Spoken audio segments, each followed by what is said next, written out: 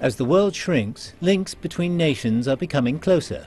Will young people have a national identity crisis? How do youth view nationalism today? In recent years, Chinese young people have actively participated in politics whenever other countries harm China's national interests. Why do Chinese youth stand at the forefront of nationalistic movements? The internet and social media have reshaped our life, especially for the young. As young people lack experience, are they easier to influence with rumors and be radicalized by the internet?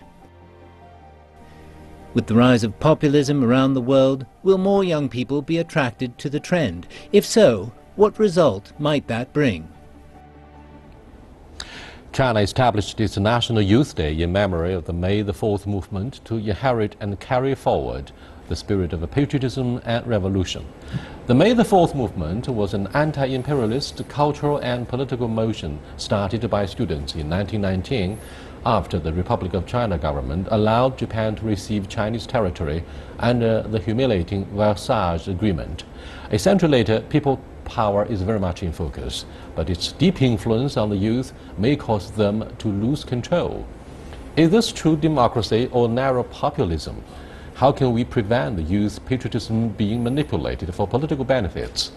To discuss these issues and more, I'm very happy to be joined here by Professor Shan Bin from the School of Journalism and Communication, Tsinghua University, and Percy Gilbert, Executive Board Member of the British Chamber of Commerce in China, in our studio. That's our topic. This is Dialogue. I'm Yang Rui. Welcome, gentlemen.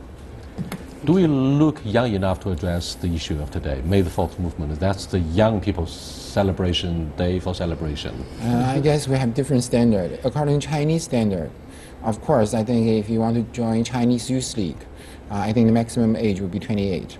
So, but if you extend it to international standard, I heard one standard would be United Nations standard would be even 56. So it really depends how you I aspire to live define. up to the UN standard. I feel a lot younger, so that I can face Percy with great confidence. So what's your definition about the age itself? Well, I actually think that you're as young as you feel. I think definitely. You mean you are how you feel? Yeah, definitely. You know, you've got a lot of young people that act a lot older than they are, and then you've got a lot of young people who feel, a lot of older people who feel very young and they act young, which is fine. Sadly, China is likely to get old before we get rich, due to the drastic demographic changes, and the one-child policy becomes very controversial, by the way. Now let's come back to examine the theme of today's panel discussion here in the Beijing studio. The core themes of the May the 4th movement, 1919 spirit, are, first of all, patriotism, progress, democracy, and science. It encourages the youth to make bold changes and to be innovative. What do you think of the theme? I think we do have a May 4th tradition. I think even your generation and my generation of university student, especially in the 1980s, we try to inherit this so-called May 4th tradition, which is called Enlightenment and Revolution, and also democracy and science. And that's why this May 4th tradition actually shaped the quest for modernity for the entire generation of Chinese intellectuals. That's why May 4th tradition was considered as the very fountainhead of Chinese Revolution. And do you believe that the May the 4th movement was actually regarded as the first chapter of China's enduring Enlightenment movement to a large degree? I would think if you consider it from the kind of mainstream ideology, of course, this is the very first chapter, how China actually changed its old tradition and want to open to the West, and also have the Western intellectual tradition as the mainstream. Does Britain share a similar chapter about how young people are growing up and to look more mature socially, politically, particularly in the age of digital technology? Well, I can speak for myself and say that I believe that there's an increase of knowledge. You know, if you want to learn anything, you literally open your internet and it's just down to the dedication that you have. So I think that's a global phenomenon. But what do you think of the history of British young people? For example, at the beginning of last century, when Britain was still an empire. Percy? Yes. What do you think of the history? Do you think British young people were pretty rebellious under the constitutional monarchy of your country?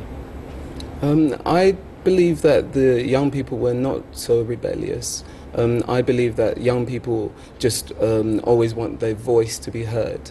And I think this is the same across the whole world. Was that because of the elite education that you adopted? For example, Cambridge and Oxford, nothing more nor less. Yes, I think it wasn't just Cambridge and Oxford, obviously, because Cambridge and Oxford are only two universities out of a very large number. But they were in the representatives UK. of the elite education in the UK, are they?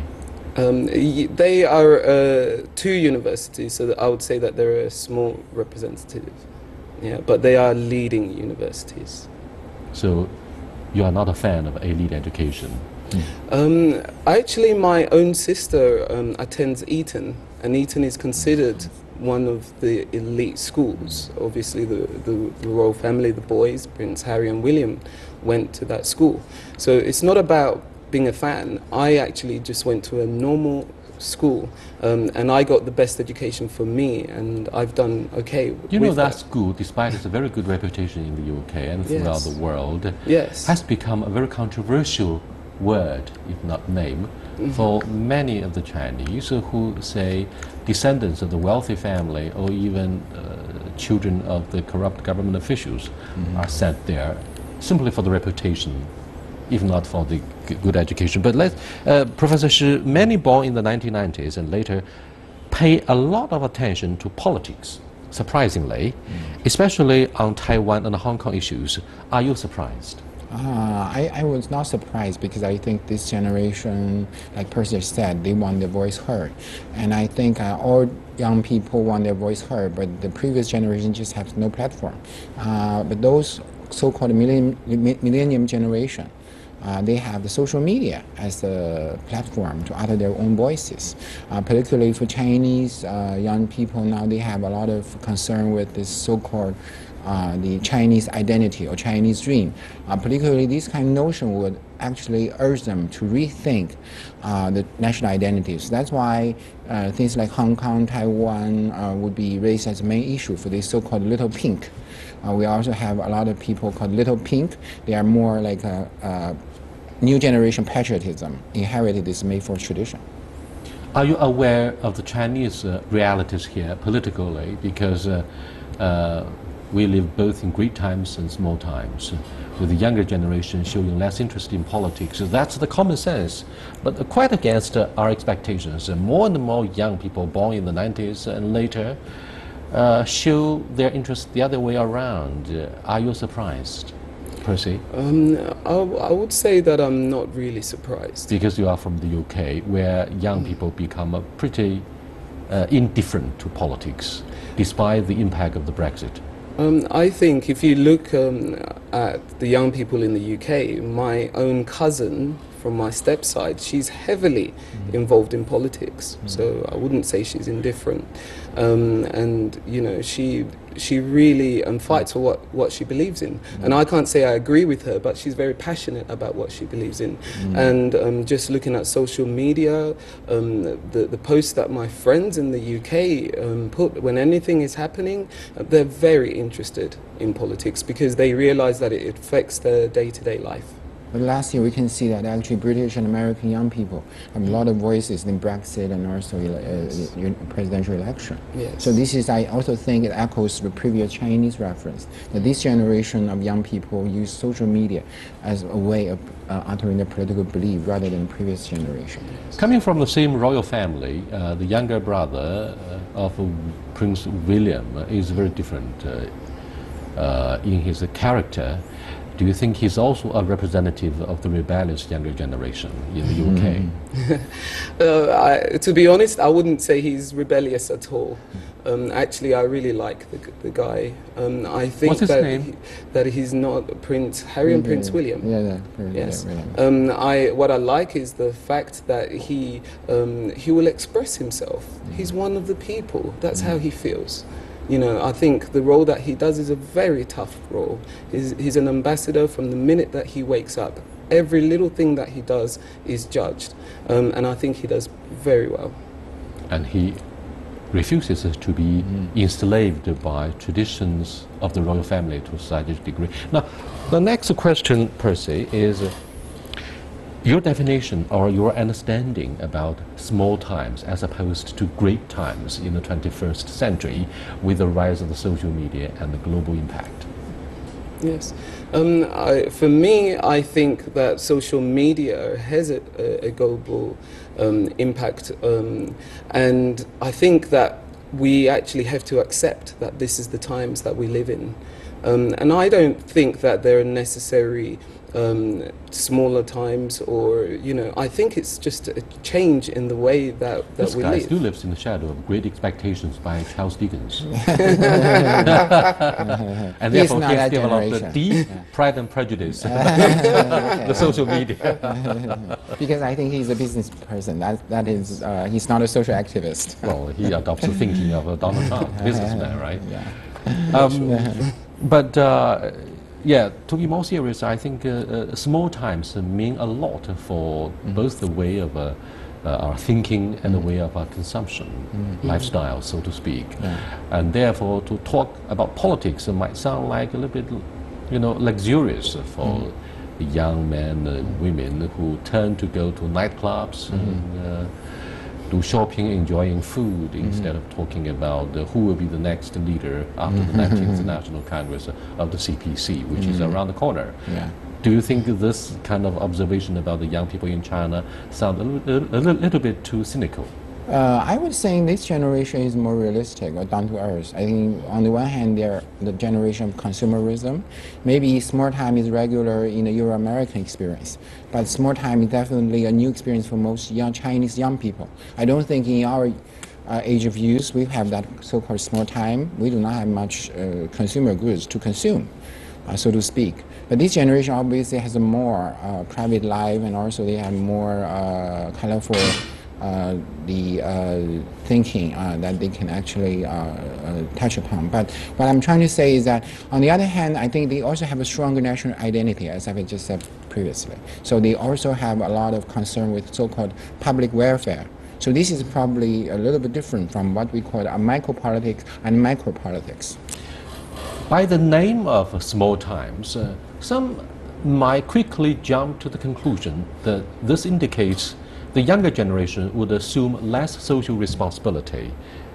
What's your immediate response to such analysis?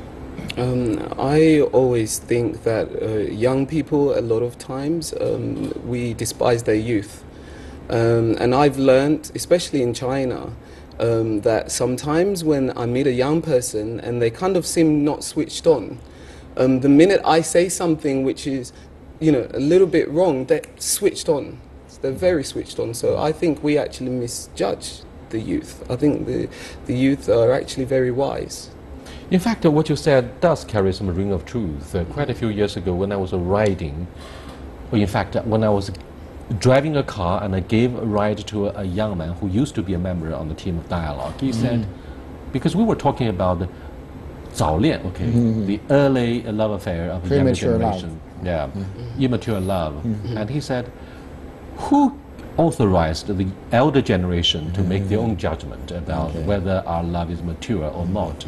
I think it's ridiculous that our parents always describe our love as immature, too early.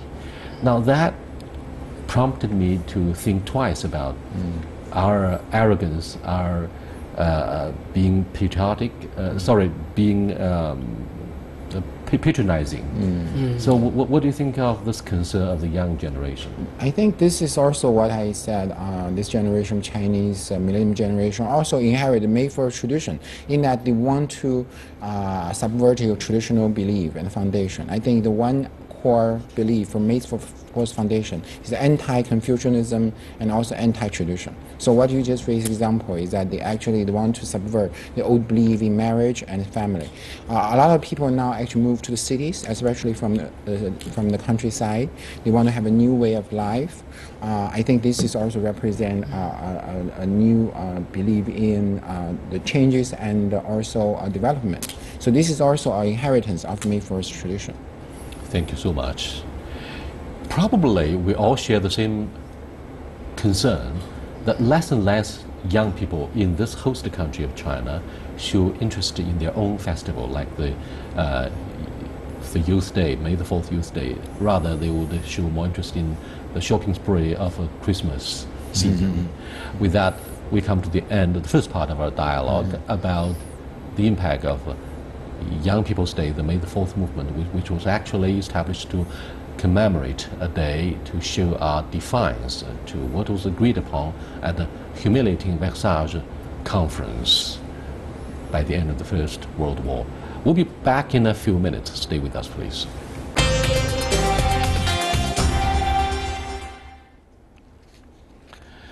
Gentlemen, the issue for our discussion in the second half actually is about populism. We were discussing the importance of social media in networking and perhaps in highlighting the importance of consumerism. But in fact, populism turns out to be a kind of a product of an illiberal democracy or bad democracy in both Britain, where you had the success of Brexit and the rise of Donald Trump presidency. The rise of far-right movement in the French election is yet another piece of evidence to show the growing dissent among the young people towards whatever issues like globalization, trade protectionism. So what do you think are the impact of populism, and who is the driving force behind it? Young people or whoever who are radical and cynical about the free movement of a people? I think the rise of populism definitely is related to the dark side of globalization. I think for our generation, we're actually the beneficiary of globalization. We change of life due to China actually entering into WTO, and this globalization will change China in many ways. But this young generation, I think they did not actually have more benefit from this globalization. I think this is also true with UK and US and also the Western world in general. So that's why these angry young men is more angrier than us when we are young, because I think definitely because this gap of the wealth and also I would say the social position and we call it upward mobility, this all become more problematic for this generation of young people. So that's why this populism now become a global concern, not only in Western world but also in China and everywhere else. Percy, do you believe that populists are actually victims of anger and widespread social dissent? I actually think that populism does sometimes arise from people's anger, but I actually also think it arises from crisis, like the global economic crisis, also in like the European crisis. And I think the reason that young people are so concerned is because they're one of the groups that are largely affected by this crisis. Why? Because of jobs. You know, if they go for a job and they're competing against somebody older, the older person, usually because of experience, will get that job. So I think there are many reasons why young people you know, are drawn by populism. Maybe you guys have simplified and underestimated the impact of cultural clashes. In the case of continental Europe, the rise of ultra-right movement actually thrives on crisis. You're right. However, the reason you gave may have been simplified. For example, why do those who believe in Orthodox Church reject the building of mosques in their territory, like in Central and Eastern European countries? When refugees or asylum seekers started to flood continental Europe, politicians in these former states of the Warsaw Pact refused to accept a single refugee from North Africa or other Arab countries in the Middle East. What do you think of a far deeper reason behind the rise of populism? I think this is definitely what you just raised about, is the dark side for democracy. The politicians usually made decisions to please their voters. So if the voters tend to become more conservative, definitely they will make more conservative decision. But I actually would think for most young people, I think at least as far as I know, in UK and US, they have far more liberal attitude toward refugees than the older generation. So in this case, I'm not quite disappointed with the young generation. I think, for example, actually now in United States, more young people would be opposed Trump than the older generation. So they still harbor this global trend of the liberalization and also market economy. So I think in general speaking, they just, because of this economic situation, made them think of the another way of life. But definitely the whole trend of globalization is still persists. So globalization and trade protectionism are the two major hallmarks that characterize populism, Percy. Do you think Brexit has fueled a speculation that populism will be only counterproductive and anyway, looking back, what do you think of the negative impact of populism on the future of the United Kingdom? I think the problem with populism is it's exactly what the word says, popular. I mean, you know, you just say what the people want to hear. And sometimes I feel that that is not obviously an answer to big problems. You mean this is a matter of a mob rule or majority tyranny, which might be more harmful than good for example, globalization, which has benefited most of the economies in the world. Professor Shi. And this is also actually aggravated by social media, because social media is kind of echo chamber. This kind of anger and also disappointment will be galvanized and also aggregated to influence the decision of democracy. But I think for China, probably we also want to emphasize one thing, is this so-called populism between country and city, and also between different social stratum. I think this is also a problem we need to pay attention to. But democracy always runs the risk of being hit by populism, because you have three major parts or components concerning democracy: the majority rule, the minority rule, and the rule of procedures, right? These are the three pillars that support the idea of democracy for its normal functions in a normal country. However, when you turn to popular votes, such as in the United States, when the campaign is underway, those who designed elections in the United States, put aside popular votes. They turn to the election of what you call the collegial vote. That's described increasingly as unfair. Hillary Clinton has won the popular votes, but lost eventually to Donald Trump. Anyway, what do you think of the negative impact upon democracy when you see the devastating spillover effects of populism, Percy? For me, actually, I'm somebody who embraces change, because I feel like if you keep looking at the past, it's difficult to move forward. And so when I see movements that are rising, like the populism, especially in Europe, I kind of have to sit back and I have to try and listen to what is the actual issue, because sometimes I think the issues aren't what they seem to be. So I think the more traditional way of governing can actually get something from populism just listening to what the complaints are. I don't mean that we have to follow populism, but I think by listening, I think that's a good Let's start. take a second look at the nature of being young. It means you are innovative, bold, and may seek to go against establishment or elitism. Whatever you say as a senior politician would be rejected and would draw fire from the young people. Like what I said a few minutes earlier, a young member of my team said, "Who authorized you to judge that we have developed immature love? You have no authority So this show and display of defiance by the young people may say a lot about, democracy. What do you think of, say, their resent against elitisms? For example, the European Union was designed by elites, not by a vote of populism. Therefore, you see the growing anger against free movement of people across the traditional borders of nation states of the European Union. That's one of the major reasons. Illegal immigration that has alienated the United Kingdom from continental Europe.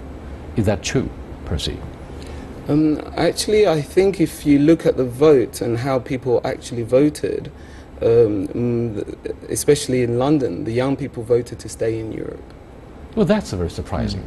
That is very surprising. What do you think of the counter-argument? I would think it also raises another issue, how politicians will have dialogue with young people. I think for the older generation of the politician, no matter in China or in the Western world, they still lack a way of communicating to their young people in a very effective way, especially on the platform of social media. So what actually you just said is probably due to this kind of communication gap. Populism may have been fueled by the rise of social media, as we have been discussing. Now, what do you think of the negative impact of populism in China upon Chinese politics? Today, me, for example, I have seldom posted any new messages on Weibo because that's an open platform, a lot easier to draw fire from well-educated and ill-educated, from those who are unreasonable, irrational. You can be easily bashed mercilessly by those guys. So you don't have to have serious discussion with those. I think the majority, the mob rule. I think in China and West totally have a different tradition. In China, I think we lack the strong influence of elitism and liberal education. I think this is why May 4th tradition is still on the way. So in this way, I think populism in China will serve as a threat to this kind of, I would say, enlightenment and also democracy. So in many ways, particularly in the age of social inequality will become widened, this populism will do harm to the China's modernization. The top concern shared by several generations of the Chinese leadership with the end of the Cultural Revolution has been social stability. And one important thing is we are afraid that those ill-educated may turn to populism or nationalism to unleash their anger, devastating driving force for healthy development of the society and the economy. Do you think you can understand the politicians' concern here? For me, I understand the concern, but I also feel that populism is actually different all over the world. It takes many different forms. I think the populist ideas in Europe and America would be completely different to the populist ideas here in China. Especially amongst the youth, I think populism is happening in pockets. For me, I think it's actually a new way of thinking. You take, the 2D, which is things like anime and comics. A lot of young Chinese people are following this. This is actually populism. And also, those that follow football. So what happens is that their political beliefs are being influenced by these different pockets. So actually, I think it takes a different form. Thank you so much. That's the end of this panel discussion about populism in its relationship with young people who live in what we call small times as opposed to great times in the age of globalization. I'll see you next time. Goodbye.